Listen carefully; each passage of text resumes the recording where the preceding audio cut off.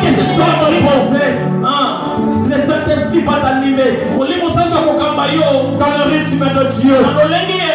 Est-ce que tu peux prier avec nous? Seigneur notre Dieu, le Père éternel, toi qui es le véritable Seigneur, Seigneur, regarde comment le Dieu des prophètes, Seigneur, regarde comment les souverains, les gazans, les sont entrés, les bien-aimés prier Jésus, nous avons besoin de la restauration. Nous avons besoin de la restauration. Nous voulons cultiver la vie de la prière. Faire ce qui est là pour nous.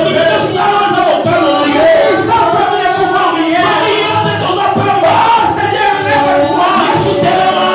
Lève-toi de nos vies. Lève-toi de nos familles. Lève-toi de nos pensées. Lève-toi, tu te lèves. Nos ennemis se dispersent.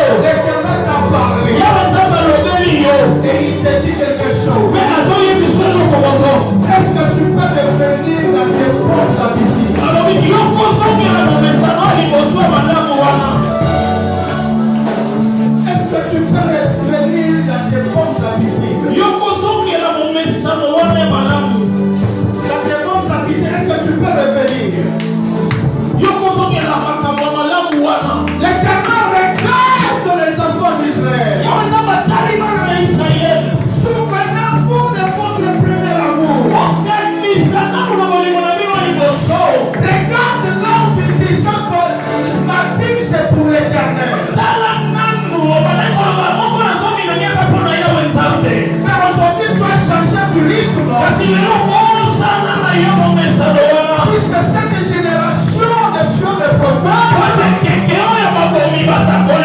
est venue changer quelque chose en toi. La vie que tu avais, avait aujourd'hui est enterré. Pourquoi? Puisqu'il y a un mauvais enseignement qui est passé.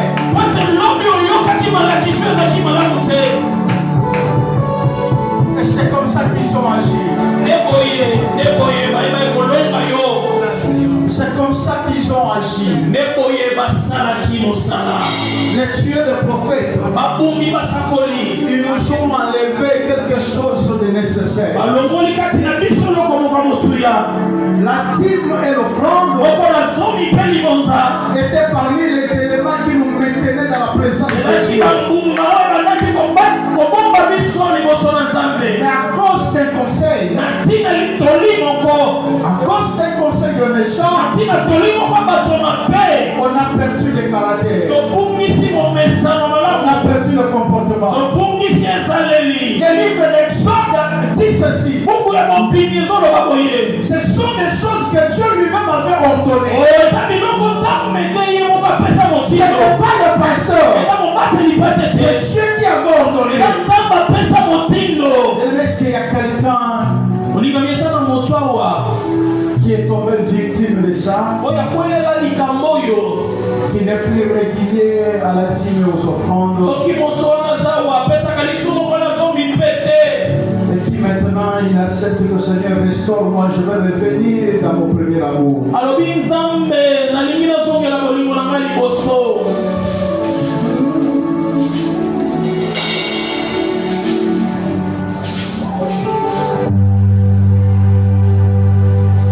Revenir dans mon premier amour.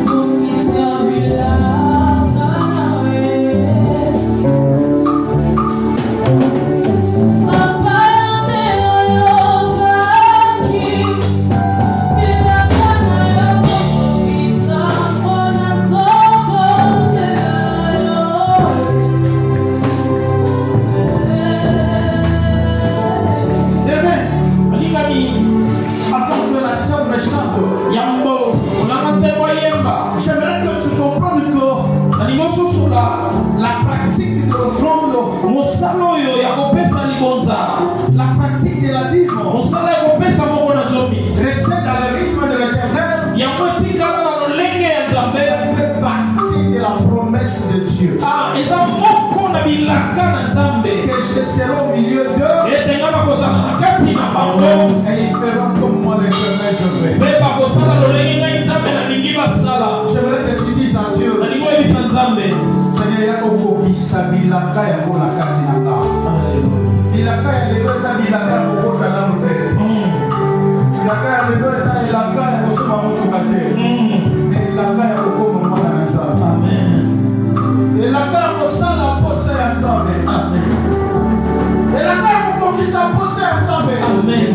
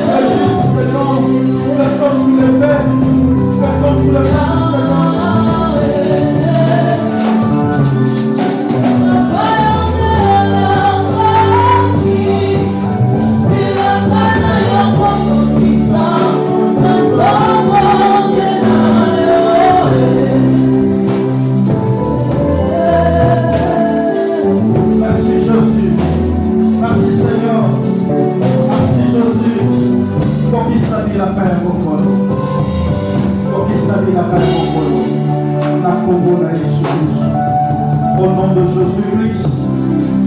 Amen. Alléluia. Acclamons pour la voix du Seigneur. Prenons place. Prenons place pour le sang. Prenons place pour quelques minutes. Il nous reste quelques minutes pour sortir. Alléluia. Alléluia. Est-ce que nous sommes là? Est-ce que quelqu'un est venu encore ce soir? Bien-aimés, écoutez.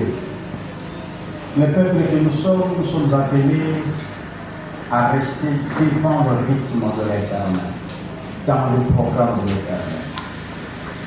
Ne jamais oublier, le diable fait en sorte que nous ayons non Bible à main, mais que nous perdons notre rythme devant l'Éternel. C'est ça le programme de l'ennemi. Et ici, on nous a montré que le peuple appelé devient les tueurs de fondements. Les fondements que les ancêtres nous ont laissés à marcher avec ce Dieu-là. Nous avons développé un caractère qui tue ces fondements-là. Nous en avons développé. Au point que quand il y a l'église, il y a l'église, mais la carte n'a dit chaud, tu connais déjà, bateau, bazar, quoi, na venin, la carte n'a pas. Au bout de ce qu'on a venin, après que je pas par le respect, il banda pas katika na tosa, mais la carte n'a pas bon, on va dire, na sali, na kiena. C'est comme ça que la carte n'a l'église de commun. Bon, il est que na tala kaka, il est que tous à la ranaïe, sur la salle à m'opérer de aujourd'hui, ma casse, mais dans la rame de Bayan. Et ça va te nous sur la carte de l'église, à vous, on a pour ça, à ce occasion, on a un salaire de voyager. Alors, nous avons il y a un jour où on a voyagé, il y a des gens qui parlent de l'église. Tout cela pourquoi parce que les gens emportés par les enseignements de tueurs de prophètes. Bien-aimés dans le Seigneur, ça m'étonne aujourd'hui, Bishop doit pas dans les hommes. Mais toujours, si tu as des choses sur les balles, ça des choses de notre offrande, ça des choses d'actualité, des choses d'actualité. Dans le tout, dans le mission à bas, banane va être dans l'église. Banane va censé bailler papa malade. Mais comment on doit pouvoir ouvrir le mission là, papa d'ailleurs, pour la tu as pété leur pied pour les cailloux beaucoup. C'est-à-dire, il y a un gros du ça va te pour les papa. Mais nous trouvons sur toi une ça va pas papa naïf. Dès que tu arrives, lui va te faire des documents. Il te sort des documents authentiques. C'est ça que toi tu dis, ce n'est pas vérifié. Mais c'est que moi j'ai c'est vérifié. Regarde, papa n'a pas demandé c'est à tel, papa n'a pas dit la rabouille, papa n'a pas dit la rabouille. Oui, ce qui va nous passer le documentaire, bah il y a na pepe na moko avanda pembeni na yo mpo ayebi yo bien mpo bazwa information. Moyebi lelo so bekobasa na documentaire ya nzambe na biso so baye na kati na église bato wana bakozwa information anete mpo na nini. Or mosusu azoloba bino Jésus Christ est Dieu, mosusu azoloba bino il est le fils de Dieu. Wana bato baoloba nini bato bana babible na maboko. Pourquoi les tueurs des prophètes est passé par là. Aujourd'hui, tu commis dans ma version épelée, il y a pour définir l'atmosphère de Dieu. Pourquoi? Parce que ton mythique, maintenant, il y a un tueur de l'ennemi, un tueur de prophète. C'est que nous sommes là. On a perdu, comme le pôle a un seul qui a perdu la saveur. Aujourd'hui, ce sont les magiciens qui ont enseigné les missions de la mission. Mais les magiciens m'ont dit, les malades ont créé comment Jésus me impact à comment on a dit. Pour ce moyen d'impact à comment on a dit, nous avons des autres. Il est vrai. Ce qu'on a ici dans l'âme où il y a un magicien, c'est quelqu'un qui respecte toujours un corps. Soit il est là, soit il y a oublié, soit il est là au côté de la gamme. Mais quand la chrétien, depuis que vous avez besoin de besoin de attends, le lenge pour ce moment, on va vous l'appeler, on va s'appeler la Ça pour permettre de faire un documentaire dans l'église. Pour ceux qui ont un documentaire de l'église, l'information pour le PC. N'a pas tout va être pour ça le documentaire. Bon, on va dire l'église est communauté. Et les mêmes sont là. Je suis tombé victime de ça, je te le dis. Moi, je ne refuse pas. Il y a beaucoup de choses que comment nous pouvons avoir par exemple les types de l'eau comme dans la dimension. Pourquoi la dimension là? Je suis pasteur. La Bible me dit que tes enfants, toi qui me sers, tes enfants seront mes serviteurs. Mais cela ne m'empêche pas, ceux qui vont foutre là, dans le offrande, dans la salle, offrande pour la banane là, ils ont me battre là. Donc, on a roulé, ni bébé joué na lisu à Azoki. Quand il a question que les grâce à nous avec les amis. Je me lève pour faire des offrandes pour la banane. Pour la nuit, donc il y a famille, il y a famille, il y a bango bana posa babima na mwana na bango fu bazo mwana moko na kati na nga kwa zoma na rythme wana. Mais je sais faire les offrandes. Bien sûr, matin le 1er janvier tout le monde les lots, il y a pas na souri babeli, celui qui a moi fièvre moi boye. Mais qui na souri moi qui se mélange prière na pesi le lo la qui m'embao. Boni boye na ça l'action de grâce. Ceux qui ont entré dans la carte dans Moussala, les lots qui sont dans RDC, ils savent comment le cola. Même à Joseph l'Égypte, c'est là il y a besoin de foutre salaire. Et pas la question ceux qui vont pour ça, là, ceux qui vont suivre les gars, ça va foutre chaque fin du mois. Donc on quitte sa salaire à vos amis. Sauf que ça moi est belé, comme il va belé. So on gagne ça va passer dans le boulot. Na moi salaire au groupe ça, na le boulot dignité pour les pasteur. Non. Le pasteur c'est un titre par rapport au fardeau. Mais à l'intérieur, je suis un enfant de Dieu. J'ai obéi le Seigneur. Dès que nous tenons sur 3 ans à Sénat à obéir le Seigneur. Est-ce que nous sommes là? Et ne suis pas les rythmes des tueurs de prophètes. Cette génération qui regarde les fondements, et qui est au bouca. Badi n'a pas le batika biso topé sa bofran, topé sa badi. Jacques Vernon batika biso topé sa bofran, topé sa nani. Nana quoi est pour biso que j'ai sur l'actualité. Badi nous avons cela sur la dîne à balle. Ceux qui va changer en plus de ça. Sauf qui va changer té. Dernier cabane à l'Israël va faire le bas. L'olenga brama tambola kandege biso to tambola. L'olenga pe bampaka na biso atambola biso to sani. Tambola. Bato batikeli biso moboko oyo. Balakisa biso kopesa nzambe. Lelo bato mo baseku balobi te kopesa biso sur nzambe te. Soko fokoli Bible te Bible lobi hein. Quand Jézabel entrera dans l'église, et ce qu'ils disent la Bible face, acclamons la gloire du Seigneur.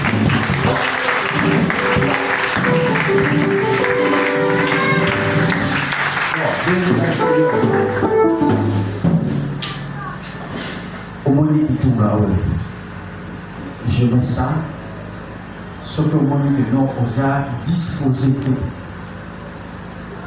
Le but raté.